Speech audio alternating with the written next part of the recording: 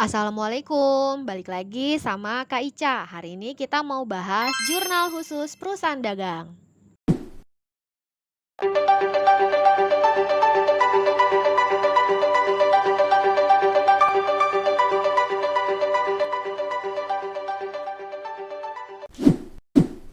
Oke, materi berikutnya kita mau bikin jurnal khusus nih. Jurnal khusus juga nggak ada kan di perusahaan jasa, adanya perusahaan dagang. Jurnal khusus ini ada 4. Yang pertama kategorinya adalah ada yang namanya jurnal pembelian. Jurnal pembelian itu dibuat khusus untuk apa? Ini khusus untuk pembelian secara kredit gitu. Jadi kalau yang transaksi pembelian secara kredit masuknya ke jurnal pembelian. Yang kedua, selain ada jurnal pembelian berarti ada jurnal penjualan. Jurnal penjualan ya berarti kebalikannya. Kalau jurnal penjualan itu untuk transaksi yang penjualan secara kredit gitu. Nah, nomor 3 ada yang namanya jurnal kas masuk. Jurnal kas masuk atau bahasa lainnya ya. Biasanya kalau di LKS tuh nama lainnya adalah jurnal penerimaan kas. Jurnal penerimaan kas. Ini sama aja sih. Jurnal penerimaan kas kategorinya yang gimana? Pokoknya kalau untuk jurnal kas masuk ini yang menyebabkan semua transaksi yang menyebabkan kasnya masuk atau kasnya bertambah. Apa aja yang kasnya bertambah? Apa ya yang kasnya bertambah? Yang pertama ada penjualan secara tunai, kasnya bertambah kan. Terus yang kedua apalagi ya, ada juga berarti penerimaan pelunasan gitu ya, mereka ngelunasi utang atau pelunasan dari piutang kita kan kasnya masuk tuh. Terus apalagi ya, nomor 3 ada juga misalnya transaksi-transaksi yang menyebabkan kasnya masuk, berarti misalnya penerimaan pendapatan di luar usaha. Pendapatan di luar usaha. Misalnya usahakan kita dagang, tapi kita dapat duit dari di luar dagang. Ada kayak misalnya penambahan modal gitu ya, atau penambahan duitnya itu dari pendapatan sewa tempat dan lain sebagainya gitu. Nah, ini jurnal kas masuk. Dan terakhir, kalau ada jurnal kas masuk berarti ada jurnal kas keluar. Atau bahasa lainnya adalah jurnal pengeluaran kas. Pengeluaran kas. Nah, jurnal pengeluaran kas ini berarti yang menyebabkan kasnya berkurang. Kategorinya apa aja? Ya udah, berarti pembelian tunai gitu. Kalau pembelian tunai kan kasnya keluar tuh. Terus apa lagi ya? Pelunasan utang, kan kita bayar utang ya, berarti kasnya keluar.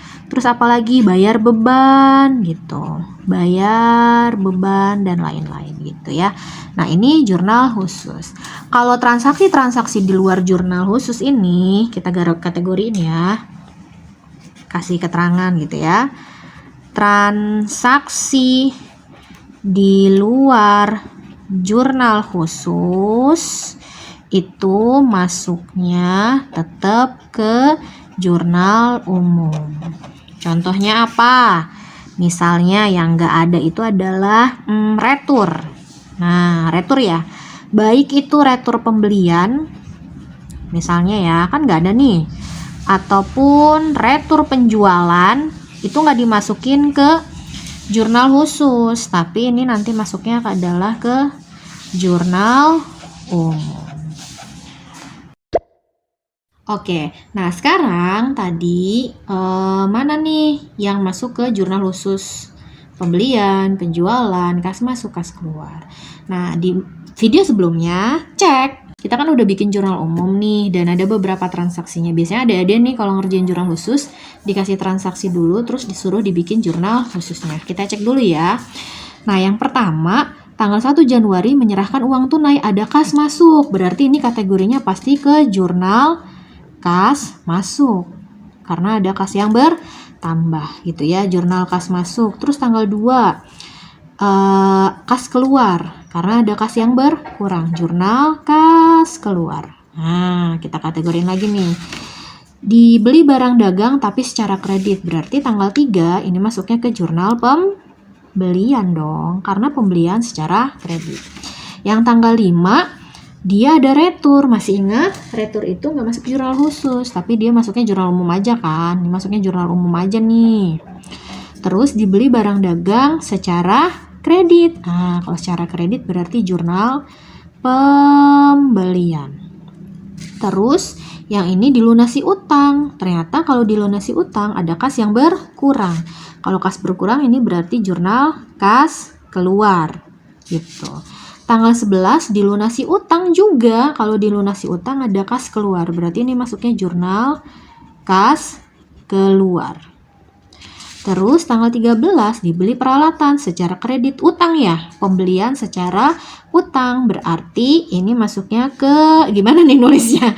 Kalau yang tanggal 13 di sini aja ya, masuk ke jurnal pembelian. Nah, bagaimana dengan transaksi yang ini ya? Dijual tunai, barang dagang kasnya bertambah otomatis. Kalau yang ini jurnal kas masuk, karena kasnya bertambah. Kalau yang ini dijual barang dagang secara kredit, ya jelas tanggal 4 berarti jurnal penjualan. Tanggal 6 diterima kembali retur ya. Udah, ini mah berarti jurnal umum aja masuknya. Dijual barang dagang nomor faktur secara kredit berarti ini jurnal penjualan gitu. Nah, terus diterima pelunasan berarti kalau diterima pelunasan ini kasnya masuk kan? Kasnya bertambah. Berarti ini masuk ke jurnal kas masuk. Gitu ya. Terus diterima pelunasan juga. Ini jurnal kas masuk. Nah, tanggal 15 dibayar, kasnya berkurang. Udah ini jurnal kas keluar. Nah, dari transaksi ini tanggal 1 sampai tanggal 15 kita sudah mengkategorikan dia masuk jurnal khusus apa. Sekarang kita masukin ke jurnal khususnya. Oke, sekarang kita mau bikin jurnal penerimaan kas dulu ya. Dari mana? Dari tadi transaksi-transaksi yang udah kita bikin nih. Coba di tanggal 1 dulu ya, berurut. Tanggal 1 ada nggak? Oh, ada nih jurnal kas masuk. Di debitnya kas masuk, di debitnya ada kas. Kalau adik-adik bingung, ini mendingan dibikin kuadratan dulu. Bikin kuadratannya jurnal umum ya. Ternyata di tanggal 1 gitu ya. Tanggal 1 nih ya. Tanggal 1 Januari, ternyata dia nggak ada nomor fakturnya. Keterangannya adalah, mana transaksi tanggal 1? Keterangannya ini adalah modal awal ya, menyerahkan uang tunai sebagai modal awal. Berarti modal awal. Di debitnya ada apa? Ternyata di debitnya ada kas sebesar 300 juta. 300.000 aja ya udah di sini berarti dalam ribuan rupiah. Terus di kreditnya apa? Di kreditnya modal. Kok di kreditnya nggak ada teh? Nah, debit dan kredit yang ditulisin akun khususnya adalah yang langsung berkaitan dengan jual beli barang. Biasanya sih kalau di LKS udah ditentuin ya. Nah, ini kan nggak ada nih modal. Berarti dia masuknya di kredit akun serba-serbi modal. Sebesar 300 juta. Tanggal 1 kas masuk, tanggal 2 kas keluar ya. Kalau kita nyari yang kas masuk dulu ya. Tanggal 3 jurnal pembelian. Mana nih yang kas masuk? Jurnal pembelian, kas keluar, jurnal pembelian. Berarti di sini. Jurnal kas masuk ada di tanggal 2. Ternyata ada kas di debit dan penjualan di kredit. Kalau nggak yakin berarti di kuadrannya bikin ini dulu ya. Bikin jurnal umum dulu. Berarti tanggal 2 bulan 1 dia adalah dijual barang dagang secara tunai gitu ya. Berarti keterangannya boleh penjualan tunai. Penjualan tunai. Di debitnya ada kas masuk sebesar 5 juta. 5 juta. Di kreditnya ada penjualan. Di kreditnya ada penjualan. Ada lagi nggak jurnal kas masuk? Ini jurnal penjualan, jurnal umum, jurnal penjualan. Nah, ada lagi nih di tanggal 8. Jurnal kas masuk ya. Berarti tanggal 8 Januari ini 2023.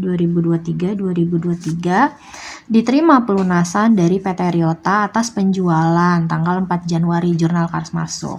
Kalau yang kayak gini, tadi ada kas bertambahnya berapa nih? Berarti kotretan dulu ya, lihat jurnal umumnya dulu yang tanggal 8. Mana jurnal umum tanggal 8? Misalnya adik-adik ceritanya udah bikin kotretannya ya. Ternyata begini kan posisinya, yaudah tinggal dimasukin aja. Tanggal 8 ternyata ada kas yang bertambah sebesar 73.500.000, kemudian ada potongan penjualannya 1.500.000 dan piutang usahanya ya di sebelah kredit sebesar 75 juta. Keterangannya apa? Lihat aja kalau keterangannya mah dia itu transaksi apa? Pelunasan dari PT Ryota, bolehlah pelunasan piutang gitu. Jadi ya udah, ini jurnal penerimaan kas untuk transaksi tanggal 8. Ada lagi nggak? Ternyata tanggal 12 ada juga nih. Kita udah mengkategorikan dia ke jurnal kas masuk. Ada kas, ada piutang katanya. Berapa angkanya? Ya udah bikin dulu kotretannya atau lihat dulu jurnalnya gitu ya. Nah, lihat nih. Tanggal 12 ya.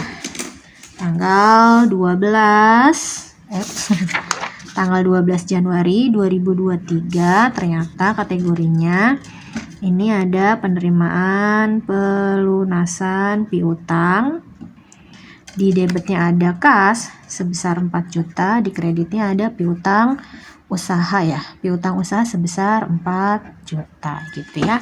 Ada lagi nggak nih sampai akhir transaksi jurnal kas masuk? Ternyata nggak ada. Ya udah, sampai sini jurnal kas masuk ternyata dari transaksi, baik itu transaksi yang disoal ya, transaksi tanggal 1 sampai tanggal 15, jurnal kas masuknya cuma ada 4. Selesai. Ini dia jurnal kas masuk atau bahasa lainnya jurnal penerimaan kas. Nah, jurnal pengeluaran kas. Kita cek dulu jurnal pengeluaran kas ada di tanggal berapa aja. Ternyata jurnal pengeluaran kas ada di tanggal 2 nih. Tanggal 2 ya. Tanggal 2 Januari 2023, tadi kita sudah kategorikan, dia membeli barang dagangnya tunai, ada pembelian debit dan kas di kredit.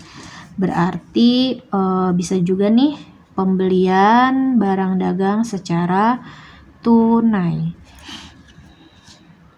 Di debitnya ada pembelian sebesar 50 juta. 50 juta. Kalau mau disingkat berarti dalam ribuan rupiah. Di kreditnya ada akun kas sebesar 50 juta. Ada lagi nggak jurnal pengeluaran kas selain tanggal 2? Tanggal 3 jurnal pembelian. Ini jurnal umum, jurnal pembelian. Nah, ada nih tanggal 10 jurnal pengeluaran kas. Gitu. Di sini kas masuk, jurnal umum, jurnal penjualan, kas masuk, kas keluar. Oke, kita lanjutin mana? Kas keluar tanggal 2, jurnal pembelian tadi sudah. Berarti yang ini ya, jurnal pengeluaran kas tanggal 10. Tanggal 10 Januari 2023 masuk ke jurnal pengeluaran kas. Jurnalnya apa? Akunnya apa aja? Kalau bingung berarti adik-adik bikin dulu kotretannya jurnal umum. Kita lihat. Mana tadi kita udah bikin kotretannya kan di jurnal umum untuk tanggal 10. Nah, ini dia. Tanggal 10 di jurnal umumnya ternyata ada pelunasan. Ini kan bahasanya dilunasi utang, berarti pelunasan utang. Di debitnya ada utang usaha 95 juta. Di kreditnya ada kas 93.100.000. Berikutnya ada potongan pembelian 1.900.000. Ya udah, jurnal pengeluaran kas untuk tanggal 10. Oke, kita lanjut lagi ke jurnal pengeluaran kas. Mana lagi nih yang tadi sudah kita ciriin ya, kas masuk nih tanggal 11 ya. Oh, ini ada jurnal kas keluar, dilunasi utang kepada PT AKAGI, pembelian tanggal 9 Januari. Seperti biasa, ketika belum bisa untuk langsung debitnya apa, kreditnya apa, berarti bikin dulu kan jurnal umumnya, kotretannya. Kita cek jurnal umum tanggal 11. Ternyata seperti ini ya, tanggal 11 di debit ya ada utang sebesar 10 juta, di kreditnya ada kas. Jadi tinggal dimasukkan saja tanggal 11 Januari 2023 jurnal khusus pengeluaran kasnya, di debitnya ada utang sebesar 10 juta. Di kreditnya ada kas sebesar 10 juta. Untuk keterangannya berarti ini adalah pelunasan utang, gitu ya. Pelunasan utang. Lanjut lagi ya, tadi sudah tanggal 11, kita cek tanggal 12 ada nggak nih? Tanggal 12 ternyata jurnal kas masuk. Tanggal 13 tuh ternyata jurnal pembelian. Tanggal 14 nggak ada. Tanggal 15, nah tanggal 15 ternyata ada jurnal kas keluar, masuk ke jurnal pengeluaran kas. Dibayar listrik dan air 1 juta. Kalau misalnya bingung ya udah lihat lagi jurnal umumnya gitu ya. Ternyata di jurnal umumnya di sini di debitnya ada biaya listrik dan air. Tanggal 15 Januari 2023 bayar listrik dan air gitu. Di debitnya berarti masuk ke serba-serbi biaya listrik dan air. Karena kan nggak ada nih pembelian, kan nggak ada tuh ya biaya, masuknya ke serba-serbi, tidak langsung berhubungan dengan jual beli barang. Berapa? Bayarnya adalah sebesar 1 juta. Di kreditnya ya kasnya sebesar 1 juta. Selesai tanggal 15. Kita lanjut mau ngerjain jurnal penjualan ya. Ingat, jurnal penjualan itu adalah untuk transaksi penjualan barang dagang secara kredit. Kita cek tanggal 2. Ternyata jurnal kas masuk sudah kita kategorikan. Tanggal 4 jurnal penjualan nih, dijual barang dagang, penjualannya di kredit, piutang dagangnya di debit, berarti masukin. Tanggal 4 Januari 2023 nggak ada nomor faktur, nama debiturnya adalah PT Ryota. Syarat pembayarannya 2/10 N/30. Terus di debitnya piutang, di kreditnya penjualan. Ini sudah ya bentuknya seperti ini. Jadi satu kali kerjain aja. Sebesar berapa? Sebesar 80 juta. Jadi hanya seperti ini aja ya. Jangan double. Kalau double nanti salah. Cek lagi setelah tanggal 4, tanggal 6 ternyata retur masuk jurnal umum. Tanggal 7 masuk jurnal penjualan nih, dijual barang dagang 4 juta. Berarti tanggal 7 Januari 2023 nomor fakturnya 002 kepada PT Kogure. Syarat pembayaran yang nggak ada sebesar di debitnya piutang, di kreditnya penjualan sebesar 4 juta. Cek lagi setelah tanggal 7 ada lagi nggak jurnal penjualan. Tanggal 8 kas masuk, tanggal 12 jurnal kas masuk, tanggal 15 jurnal kas masuk. Ternyata nggak ada lagi ya. Jadi inilah jurnal penjualan. Lanjut berikutnya ke jurnal pembelian. Jelas banget, secara definisi kita sudah jelaskan di materi sebelumnya. Jurnal pembelian itu ada khusus untuk transaksi pembelian secara kredit. Kita cek di transaksi pembelian, mana yang masuk ke jurnal pembelian. Tanggal 1 bukan, tanggal 2 bukan, tanggal 3 nih dibeli secara kredit ya. Dibeli barang dagang dari PT Sakuragi secara kredit. Berarti masukin nih, tanggal 3 Januari 2023 ada nomor fakturnya nggak ada, nama krediturnya. Nah, nama krediturnya adalah PT Sakuragi. Syarat pembayarannya ada 2/10 N/30. Dibeli barang dagang berarti ada pembelian di debit sebesar 100 juta. Pembelian sebesar 100 juta. Di kreditnya utang dagang ya. Di kreditnya adalah utang dagang sebesar 100 juta. Lanjut berikutnya, mana lagi nih yang termasuk transaksi pembelian secara kredit. Tanggal 5 bukan, karena retur mah jurnal umum. Tanggal 9 itu jurnal pembelian. Kita masukkan ya. Tanggal 9 Januari 2023 dibeli barang dagang dari PT Akagi. Berarti krediturnya PT Akagi. Ada syarat pembayaran nggak? Ternyata nggak ada, tapi ada nomor faktur 001, nggak ada syarat pembayaran. Berarti di debitnya ada pembelian sebesar 10 juta, pembelian sebesar 10 juta, karena secara kredit berarti utangnya di kredit bertambah sebesar 10 juta. Lanjut berikutnya, tadi udah tanggal 9, tanggal 10 itu jurnal kas keluar, tanggal 11 jurnal kas keluar, ada nih tanggal 13 jurnal pembelian. Dibeli peralatan 2.500.000 dari PT Momogi, berarti dibeli peralatan, di debitnya peralatan ya, diisi dulu Tanggalnya 13 Januari 2023, nomor faktunya 003, nama krediturnya PT Momogi, syarat pembayaran yang nggak ada, di debitnya ada peralatan. Kok nggak ada sih teh peralatan? Masuk ke serba-serbi peralatan. Di debit sebesar 2.500.000. Kemudian karena beli peralatannya secara kredit, berarti di kreditnya adalah utang sebesar 2.500.000. Ada lagi nggak? Nggak ada lagi kan? Udah selesai nih. Inilah jurnal pembelian. Terima kasih sudah menyaksikan video ini. Gimana? Gampang kan bikin jurnal khusus perusahaan dagang? Sampai berjumpa. Wassalamualaikum warahmatullahi wabarakatuh.